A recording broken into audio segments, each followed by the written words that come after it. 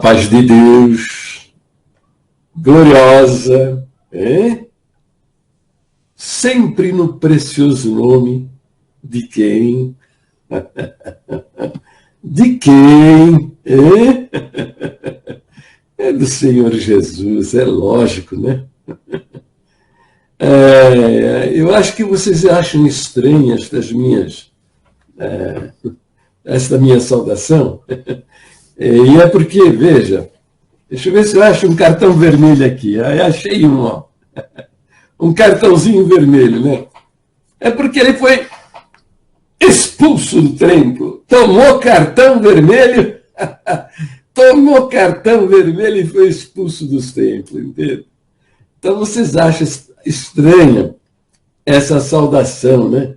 A paz de Deus sempre associada ao nome do Senhor Jesus. Deveriam prestar mais atenção, né? Abra as cartas do Novo Testamento e você vai encontrar a verdadeira salvação sempre nos primeiros versos das cartas do apóstolo Paulo, do apóstolo Pedro, do apóstolo João e do Tiago. O São Tiago, que não foi apóstolo, hein? Presta atenção.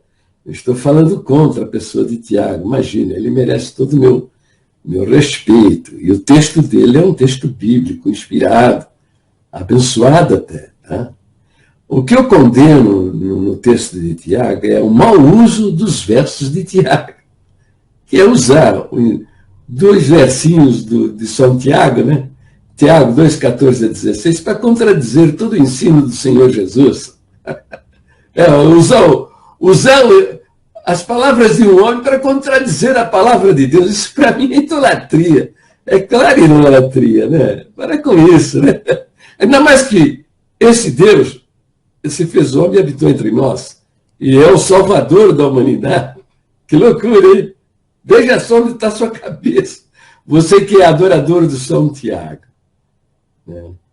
Então você veja lá, tá vendo? Você vê sempre graça e paz em nome de Deus e de nosso Senhor Jesus Cristo. Sempre o nome do Senhor Jesus juntinho ali. Sabe por quê?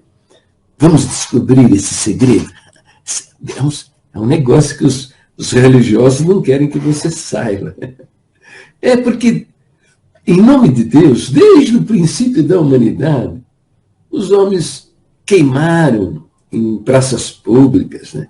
Estupraram, assassinaram, torturaram, sequestraram, roubaram os bens, né? Mataram crianças, em nome de Deus. Em nome de Deus. Faziam sacrifício com aqueles deuses, né? De aço, de ferro, de bronze, com as mãos estendidas, né? Aí botava por baixo daquela mão ali uma fogueira para aquela estátua, aquela mão de bronze, de ferro, ficasse em brasa. E aí jogava o corpo da pessoa, da criança, da moça virgem, ali em oferenda, né? A Idade Média matou mais de 1.200.000 pessoas, né, em nome de Deus. Entendeu? Por isso que o Espírito Santo, né, os autores das cartas do Novo Testamento escreveram debaixo da orientação do Espírito Santo. E eles sempre associam o nome do Senhor Jesus, né? Porque esse negócio de paz de Deus é perigoso. Que Deus? Qual Deus? Presta atenção. Outra coisa também, você se orgulha um tanto de ser servo de Deus, né? Servo de Deus para cá, servo de Deus para lá. Faça uma pesquisa. Veja se os apóstolos se apresentavam como servos de Deus. Se eles se declaravam a serviço de Deus. Vai lá pesquisar, meu filho. Vai lá pesquisar. Você vai ver que eles se declaram apóstolos de Jesus Cristo. Servos de nosso Senhor Jesus Cristo. Declaram-se a serviço do Senhor Jesus. Eu fiz uma pesquisazinha rapidinha, encontrei 17 expressões deles como servos de Jesus Cristo, escravos de Jesus Cristo, apóstolos de Jesus Cristo. 17. Encontrei 5, né, onde eles dizem que apóstolo de Deus, servo de Deus, mas o nome do Senhor Jesus sempre associado. Por que será, hein? Vamos ver se você é um pouquinho esperto, tá? Não precisa ser muito esperto, um pouquinho só para entender, né?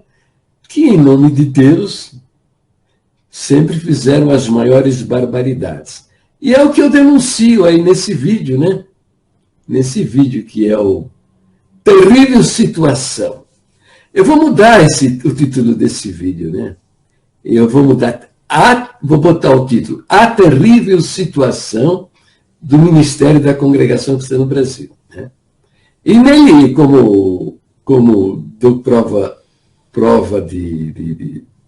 como descrição do vídeo, eu escrevo, né, provas do ocultismo no Ministério da Congregação Cristã.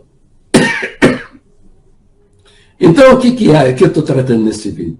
Que por volta de 1940, 1950, não sabemos com exatidão, por tratar-se de coisas ocultas, né? Tudo escondidinho na congregação, tudo escondidinho, né? Do jeito que o diabo gosta. Então, tudo coisas ocultas, por se tratar de ensinamento secreto, algum endiabrado. Endiabrado quer dizer possesso, tomado de demônios, né? Ancião colocou em lista secreta de ensinamentos ou pregou na grande assembleia do Brás que o adultério e a fornicação são pecados de morte. E daí em diante, passaram, né? Isso colou. Então, em pessoas maldosas e diabólicas, mentirosas, falsas, né? Tudo que é do diabo, ó, cola aquela beleza, né? Então, esse ensinamento colou. E, a princípio, era apenas o adultério e a fornicação. Eram pecados de morte.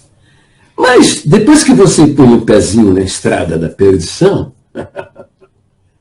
você vai nessa direção rumo ao colinho do Satanás, isso evolui, né? Não para. Aí começaram a ser incluídas outras pessoas também, né? Se, por exemplo, você, no final do culto, né, questionasse o ancião a respeito da pregação dele, né, dizendo, ó, meu irmão, isso que você falou nessa sua pregação aí, está fora da nossa doutrina. E a Bíblia não ensina isso. Pronto. Você já vai tomar uma dura. Você está blasfemando da palavra que Deus me deu na minha boca. Entendeu? E já você passou a ser um blasfemador. E a blasfêmia não tem perdão. E logo você já entrava na lista daqueles que seriam expulsos da igreja. E outras coisas mais. Homens como eu que falam a verdade, falando a verdade, mostrando as verdadeiras doutrinas da igreja, que estão aqui no final do nosso cenário. Você conhece isso aqui, está vendo aqui? Pontos de doutrina da fé que uma vez foi dada aos santos. Está no estatuto também da congregação. Passa lá na portaria e pega. Você vai ler, né? Você vai ler esses pontos de doutrina, né? Entendeu? Homens como eu que falam a verdade. E além disso mostram a fundamentação das minhas afirmações, né? A fundação bíblica das minhas afirmações, entende? Mostrando, inclusive, que essas doutrinas que você vê aqui no final do nosso cenário e no Estatuto são verdadeiras, entende? Então, também sou, né? Vou para a lista. E aí começaram a expulsar da tribuna, né? Aos gritos alucinados, eu vi isso aí, gritos alucinados, o cara parecia um louco lá na frente, na tribuna, gritando, fora daqui, você é um cadáver, você é um cão que voltou ao seu próprio vômito, você é uma porca lavada, você é um cadáver, você está fedendo, você não é das minhas ovelhas. Bom, então é o seguinte, matando pessoas, entende? Porque a única coisa que o camarada aprendeu é que Deus fala na boca daquele homem. Mas esse Deus que você lê revelado aqui nas Escrituras Sagradas, notariamente, no Novo Testamento, na pessoa do Senhor Jesus, não faz isso. Mostra para mim no Novo Testamento onde você lê isso. Jesus fazendo tal coisa. Filipe pediu a ele, né? Senhor, mostra-nos o Pai, e isso nos basta. Filipe não estava muito crente, né? Verdade? Ele estava meio vacilão, né? E o Senhor Jesus disse para ele, Filipe, ainda não me tens conhecido? Quem me vê a mim, vê o Pai. Então o Eterno, Deus Criador de todas as coisas, é igualzinho o Senhor Jesus. Quando eu digo igualzinho, eu não estou dizendo que é parecido, semelhante, não. É igual. Mesma cor, mesmo tamanho, mesma consistência, mesma textura, entendeu? Mesmo peso. É igual. Jesus é a imagem refletida de Deus. Em Hebreus fala que ele é a expressa imagem de Deus. Ele é, vou ler até 1 Hebreus, o capítulo 1, para você ver o que o livro de Hebreus diz a respeito do Senhor Jesus. Falando sobre Jesus. Havendo Deus antigamente falado muitas vezes, de muitas maneiras, aos pais pelos profetas, a nós falou-nos nestes últimos dias pelo Filho, a quem constituiu herdeiro de tudo, e por quem fez também o mundo. Veja, fez também o mundo. Por intermédio pelo Filho, porque o Filho é a palavra de Deus. E diz mais, o qual sendo o resplendor da sua glória, e a expressa imagem da sua pessoa. Resplendor da sua glória, aquilo que resplende, aquilo que ilumina. Vou usar aqui uma figura, está vendo essa lanterna, está vendo? Aqui, isso aqui é Deus. E dele aparece isto. Consegue entender? Veja se com esse pequeno exemplo você consegue entender quem é o Senhor Jesus, né? Então, o camarada assumindo o papel de Deus, rapaz, na tribuna, expulsando pessoas desse jeito. Tem cabimento? Tem cabimento? Bom, mas nosso querido irmão Alexandre Presley diz assim, o recado do cidadão aí é o seguinte, pode pecar à vontade que Deus perdoa. Mas o recado da Bíblia é 1 Coríntios 6, 9 e 10. Não sabeis que os injustos não hão de herdar o reino de Deus? Não erreis, nem os devassos, nem os idólatras, nem os adúlteros, nem os efeminados, nem os sodomitas, nem os ladrões, nem os avarentos, nem os bêbados, nem os maldizentes, nem os roubadores, herdarão o reino de Deus. Então, meu filho, você não vai entrar. Veja bem, você está isolando esses versos do seu contexto. E do ensino do Novo Testamento, das palavras, principalmente do Senhor Jesus. Fazendo essa citação aqui de Paulo. Você está fora, filho.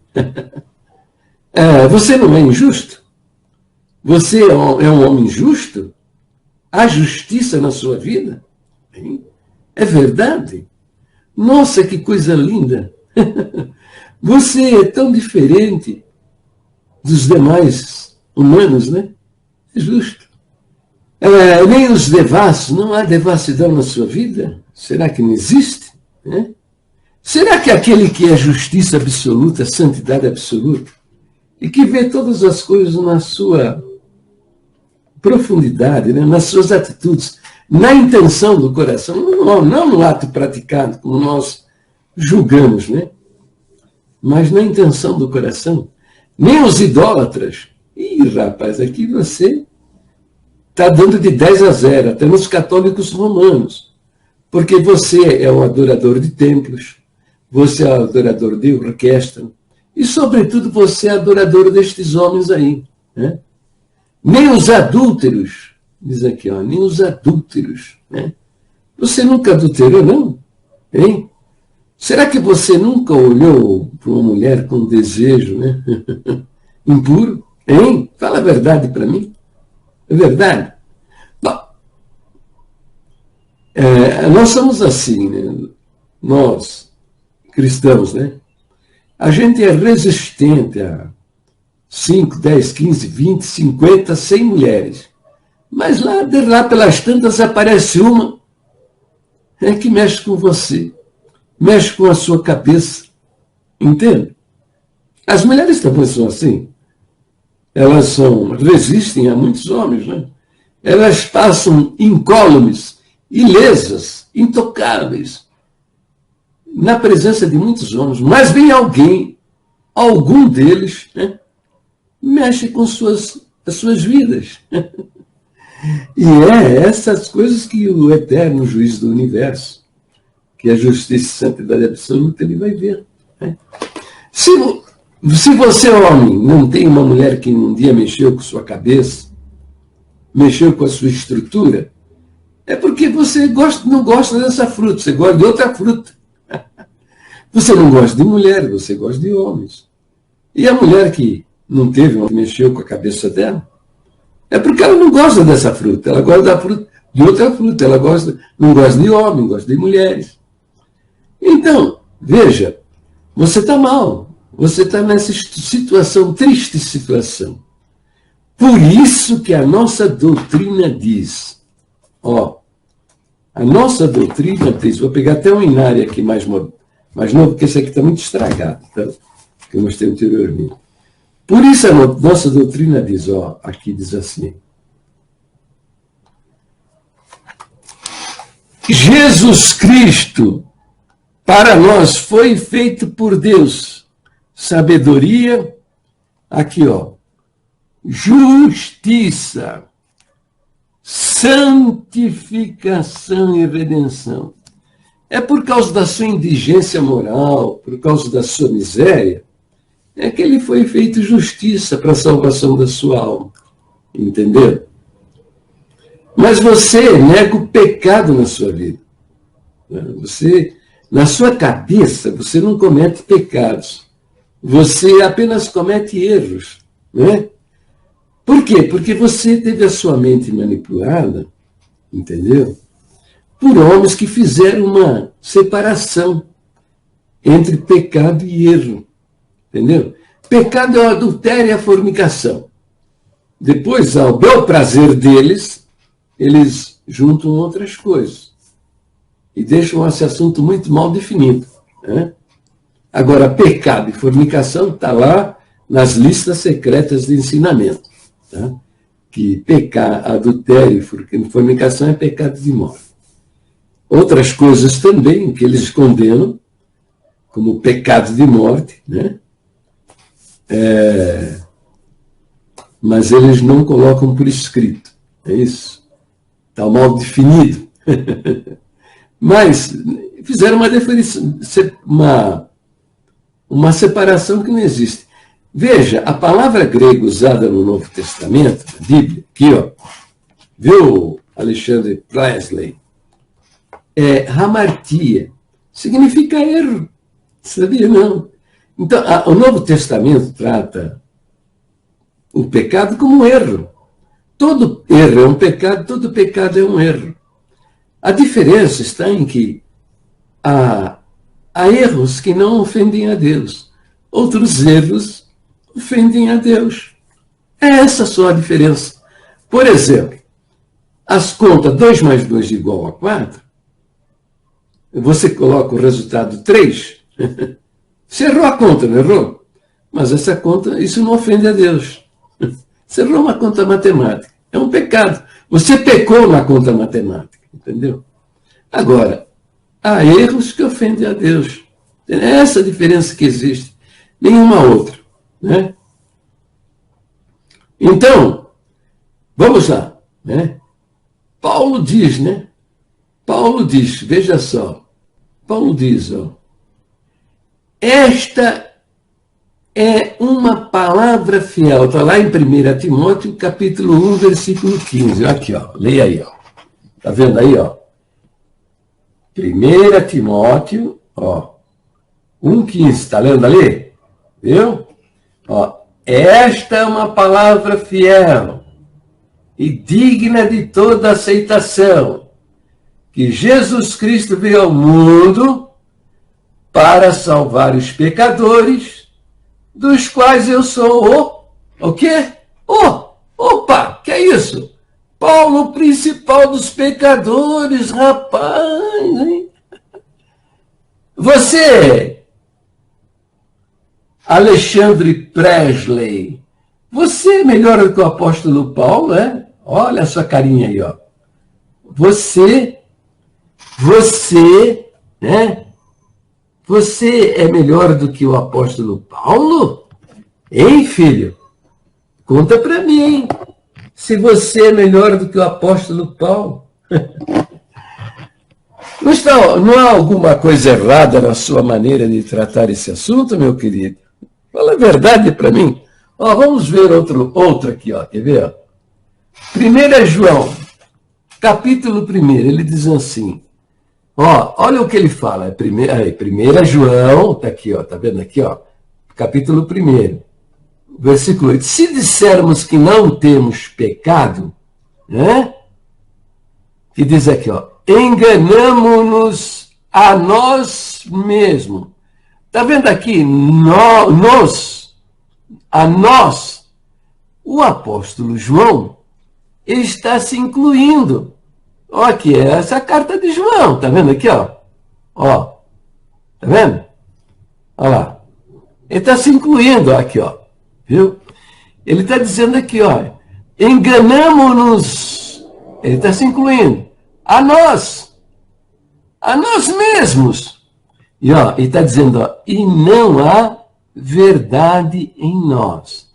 Então, a palavra de Deus, que é inspirada pelo Espírito Santo, né, está dizendo que você, meu querido Alexandre Presley, tá vendo a sua carinha aí, ó? Olha aí, ó, tá vendo? A palavra de Deus está dizendo que você é um mentiroso. Tá vendo como a palavra de Deus trata esse assunto? Não só você, né, meu querido? Mas todo esse ministério aí que te ensinou estas coisas, são homens mentirosos. A palavra de Deus os qualifica desta maneira, sabia? É, Alexandre Presley, é isso aí. Tá? E depois, ó, no verso 10, diz assim, ó. Veja lá, o 10, ó. Se dissermos que não pecamos, tá vendo?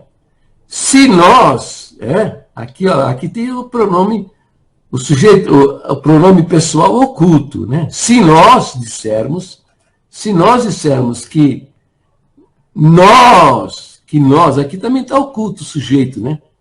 Nós não pecamos, quer dizer, João, né? O apóstolo João, aqui, ó, está se incluindo, hein? Entre os pecadores. Fazemo-lo mentiroso, fazemo-lo, esse LO quem é? Fazer o próprio Deus mentiroso. E a sua palavra não está em nós. Sabe o que o apóstolo João está dizendo, meu querido Alexandre Presley? Hein? Sabe o que ele está dizendo? Que você é um blasfemador.